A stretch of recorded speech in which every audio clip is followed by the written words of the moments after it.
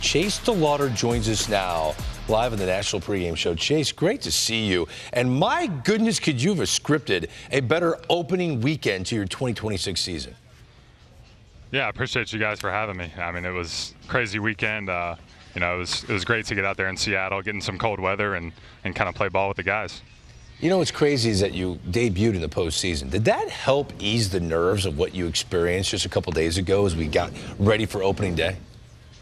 Yeah, absolutely. I mean, getting thrown into that kind of situation was not how I had dreamt my first big league game would go down. But man, just knowing that, you know, the team believed in me enough to put me on that roster kind of told me everything I needed to know going into this spring.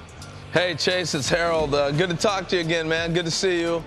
I'm happy you're off to a great start, man. Tell me about the family. It looked like everybody was going nuts there. How many people did you have at that game?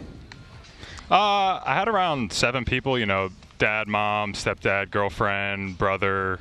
I even had, you know, a best friend and his mom make a trip, so it was cool. It was cool. Hey, Chase, it's Dan. First couple of homers, you pulled to right field. Then the one, the other day, opposite field. Are you an opposite field kind of guy? Man, I just try to hit the ball wherever it's thrown. You know, if it's thrown away, I try to go that way. If it's inside, I'll try to turn on it. But yeah, I'm just nothing in particular. Just kind of go wherever it's thrown. You know, Chase, this Harold again. We talked about you're breaking into the big leagues and losing the ball in the sun, the craziness that was going on in the playoffs.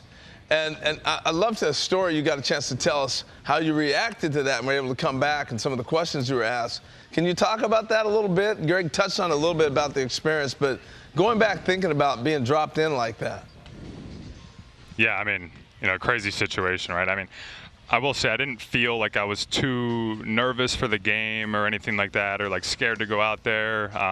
You know, it's one of those plays early on that, you know, the ball will find you, and I just kind of played it wrong into the sun. And, you know, I will say it felt like I got punched in the chest by 40,000 people. But, you know, I mean, I had the best guys around me, you know, Bybee, Quan out there, you know, to pick me up. And, you know, thankfully they didn't score. That also helped a lot.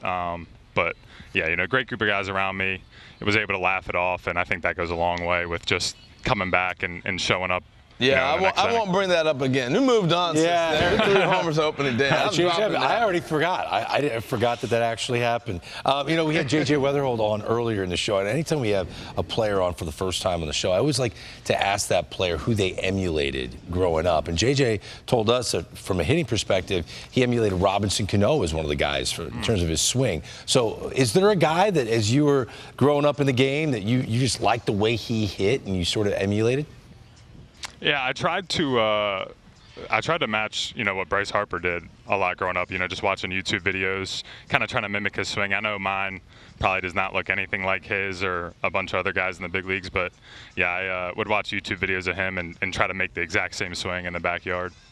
Hey, Chase, it's Dan. The biggest difference between minor league baseball and the big leagues is what?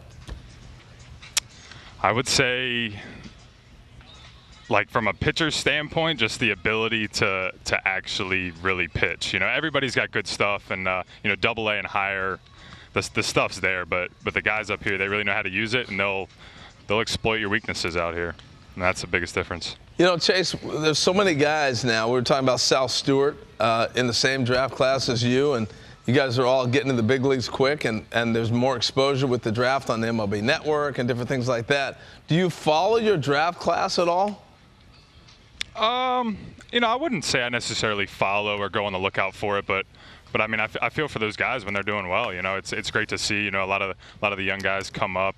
You know, some guys I had played against in college. You know, played against maybe in the fall league or just kind of been around for a while. You know, we've had conversations, and I think it's pretty cool to see those guys come out here and do their thing. I have to assume you grew up watching MLB Network, right? Oh, yeah, of course. Quick pitch was my thing back in the day. Quick pitch. I'll let Abby LeBar know. I'll let her know. So if you watch the show, you know I'm a big fan of On Pace. So Chase DeLauter on pace for 162 home runs. It sounds pretty good. Sounds pretty crazy to me. Something tells me if he hits 162, he probably won't be talking to us. They'll make a movie about it. Crazy. Yeah. Make a movie. Hey, Chase, thank you so much for joining us. Great to meet you on TV, and hopefully we'll meet you in person soon, okay? I appreciate it, guys. Thank you for having me. All right, there you have him. Chase DeLauter joining us.